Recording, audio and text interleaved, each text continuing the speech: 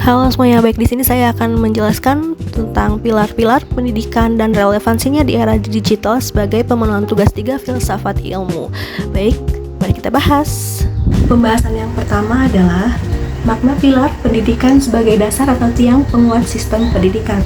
Makna pilar dalam konteks pendidikan bermakna sebagai penopang atau penyangga atau unsur utama yang menjadi fondasi kuat bagi suatu sistem pendidikan. Pilar pendidikan berfungsi mendukung keberlangsungan dan kualitas proses pendidikan. Terdapat 4 pilar pendidikan. Yang pertama yaitu learning to do. Learning to do itu belajar untuk berbuat atau berkarya. Yang kedua, learning to know, yang berarti belajar untuk mengetahui. Yang ketiga, learning to live together, yang berarti belajar untuk hidup bersama. Dan terakhir yang keempat, learning to be, yang belajar untuk menjadi diri sendiri. Selanjutnya kita akan membahas prinsip dasar pendidikan menurut Ki Hajar Dewantara. Terdapat trilogi pendidikan Ki Hajar Dewantara, yaitu yang pertama Engarso Sungtolodo. Ini mengajarkan untuk menjadi teladan yang baik dalam perilaku, sikap, dan tindakan bagi peserta didik. Yang kedua, Ing Madya Mangun Karso, mendorong untuk memberdayakan diri dan meningkatkan motivasi belajar peserta didik dan kreativitasnya. Yang ketiga, Tutwuri Handayani, mengajarkan untuk memberikan dukungan dan bimbingan kepada peserta didik supaya dapat berkembang menjadi lebih baik lagi ke depannya. Selanjutnya kita akan membahas analisis, relevansi, dan tantangan penerapan prinsip tersebut di era digital.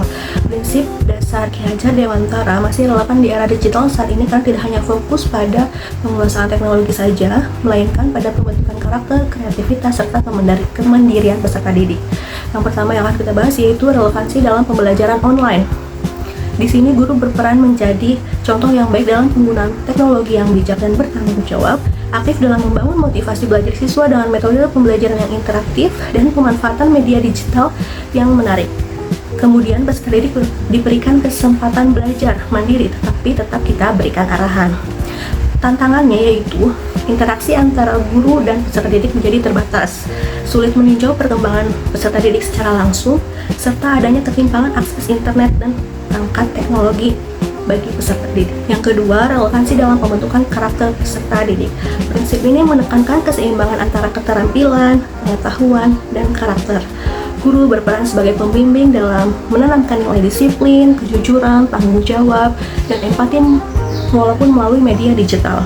Tantangannya yaitu menurunnya interaksi sosial langsung yang penting bagi perkembangan karakter peserta didik, sulit untuk mengawasi perilaku peserta didik di luar lingkungan sekolah, serta pengaruh dari media sosial yang dapat membentuk perilaku negatif.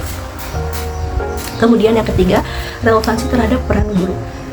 Guru membantu peserta didik dalam mengembangkan kemampuan belajar mandiri dan berpikir kritis dan tidak hanya menjadi satu-satunya sumber informasi, melainkan sebagai fasilitator, mentor, maupun motivator.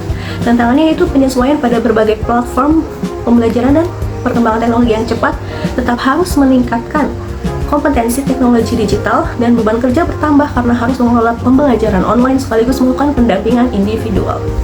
Yang terakhir, refleksi dan kesimpulan. Pilar pendidikan Ki Hajar Dewantara masih relevan untuk menjawab berbagai permasalahan pendidikan di era ini, terutama krisis karakter, kesenjangan mutu pendidikan, dan tantangan di era digital.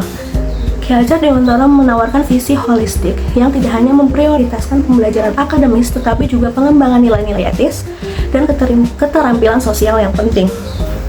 Guru dapat membimbing siswa untuk tidak hanya berhasil dalam konteks akademik saja, tetapi mampu menjelajahi lingkungan digital dengan integritas dan tanggung jawab.